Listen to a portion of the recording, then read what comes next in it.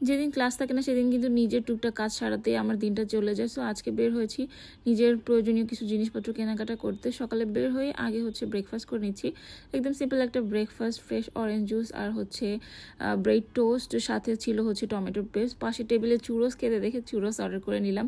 চুরোস কিন্তু স্পেনের অনেক ফেমাস একটা আইটেম, সো আমার একদমই ভালো লাগেনি, এটা একদম পুরা তেলে ভাজা। যাই হোক, এরপর চলে গেলাম হচ্ছে সোলে। সোল হচ্ছে মাদ্রিদের সিটি সেন্টার, এখানে বেশিরভাগ সময় অনেক ট্যুরিস্ট থাকে।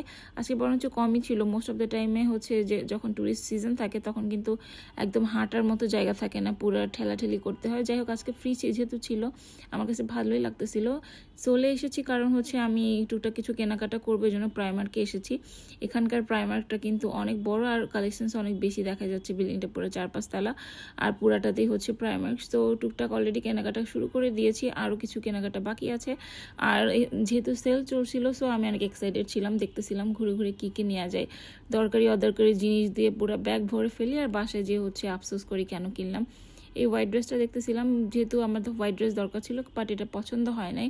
আর পছন্দ না হওয়ার পরই হচ্ছে এই আমার ব্যাগের অবস্থা, এত পুরো একদম বস্তা ভরে বাসায় নিয়ে যাচ্ছি। তা যাই হোক, এখান থেকে বের হয়ে হচ্ছে বাইরে যে লাঞ্চ করব, বিকজ প্রাইমার্কের ভিতরে আসলে খাবার দাবারের কোনো ব্যবস্থা নাই, আর হচ্ছে আমার সাথে পানিও ছিল না। বাসায় যেহেতু 1 ঘন্টার মতো লাগবে, চিন্তা করলাম বাইরে লাঞ্চ করে ফেলি। ইউরোপিয়ান যে কোনো কান্ট্রিতে ইফ ইউ আর মুসলিম, হালাল খাবার খুঁজে পাওয়া একটু টাফ, আর পেলেও মনের মতো হয় না। মোস্ট অফ দ্য জায়গাতেই হচ্ছে দেখা যায় যে র্যাপ বা হচ্ছে ফাস্টফুড টাইপের আইটেম পাওয়া যায়।